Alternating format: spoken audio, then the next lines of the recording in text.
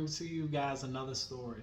So the other day, I recently closed a couple that was going through a separation slash divorce, and this was a new scenario for me. Like I had never dealt with any type of separation, at least on the seller side or the buyer side. So it was definitely something new, and I was, as I was going through it, I heard people talk about it, but experiencing it for myself was something else. Like this is one of those transactions that was a really, literally a roller coaster ride every step of the way. So even from the very beginning, we have their house. I meet with the husband.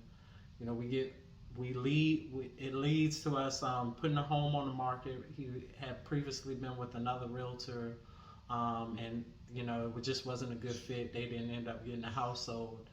Did a temporary withdrawal, so it was time to list that property. I had to go back to that realtor to get them to release it, and it came with a referral fee that was his cousin that still wanted a referral fee. So it was just all sorts of wackiness just from the very beginning.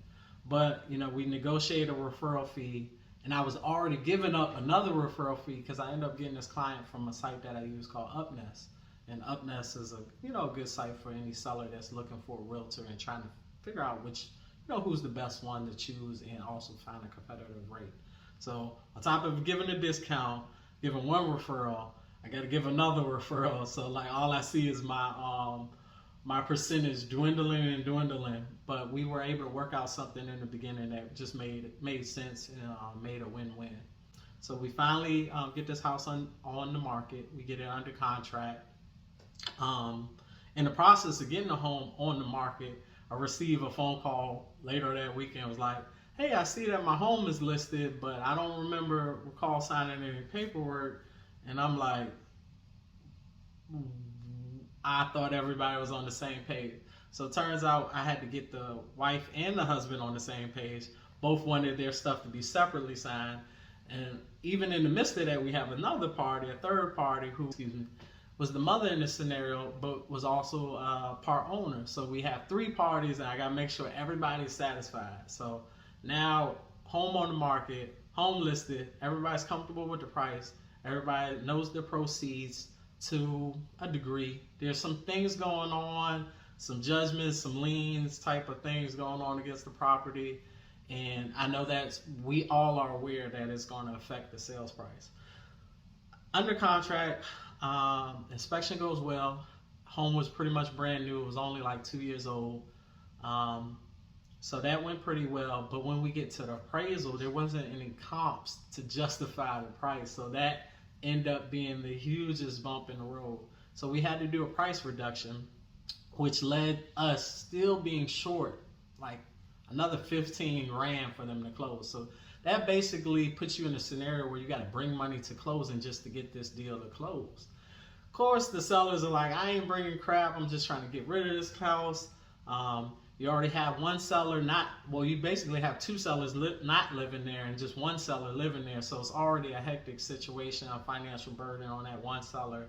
And, everybody wants to sell, but, nobody wants to, bring money to the table, let alone walk away with nothing.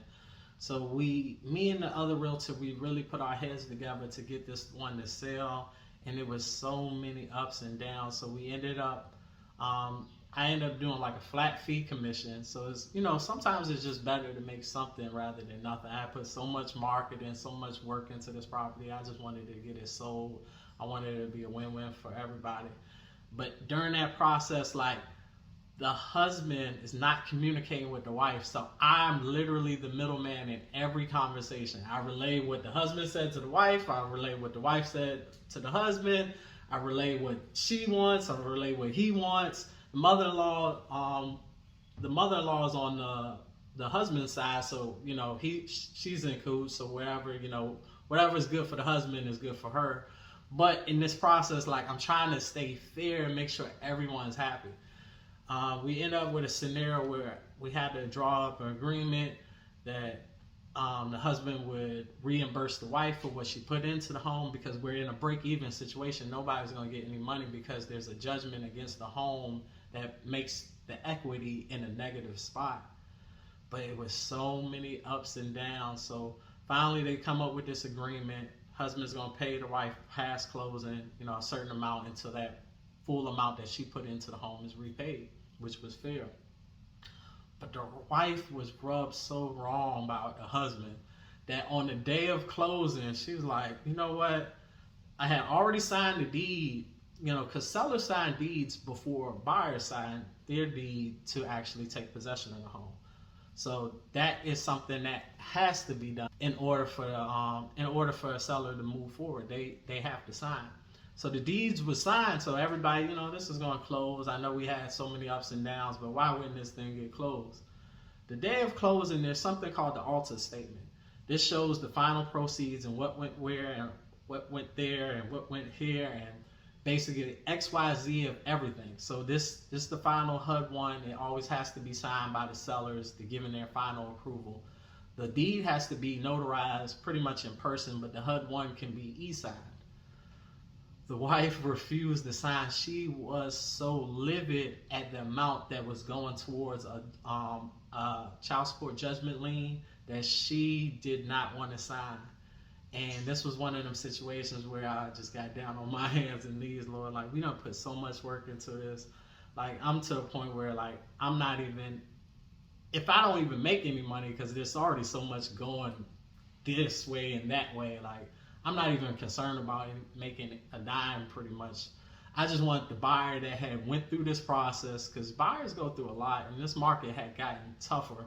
And that process of being under contract, probably 45 days, which is already extremely long in this market, interest rates had jumped so crazy, and the buyer had already locked a great rate, and this was the last day. Basically, if this doesn't get closed today, it wouldn't get closed. I remember just getting down on my knees and praying, and I called somebody else to touch and agree with me, and I was like, and I just spoke it into existence. I was like, she's gonna sign. And it was like 10 minutes later she signed, and I was just so relieved, because it's like, just to see so many ups and downs. I had never been through a seller situation that was that rough between parties. So I know this is a real estate video, but y'all know I'm a person of faith, so like, reconcile your differences. Like, I know people divorce for irreconcilable differences, but try to be on speaking terms with your significant other, no matter what you go through. Be able to communicate, hey, this is what I need, this is what I want, and be on good enough terms that where y'all can still do business and still better each other. So that was my real estate story. That was my experience working with a divorcing couple. It is definitely challenging. I know there's a niche market where people specifically go after divorce listings, but I don't think I'll be signing up for that one. But I just wanted to leave y'all with that story. Just wanted to remind you, prayer does change everything, because that was the only thing that I felt like changed this scenario. It caused everybody to be on one accord, get this deal closed. Buyer got their home, sellers got underneath a house that just wasn't working for their situation anymore. Stay tuned, keep me posted, like, comment, and subscribe. Anything y'all want me to talk about, first time home buyers programs, rent to own programs, drop those in the comments and we'll get them done. Thank you, appreciate it.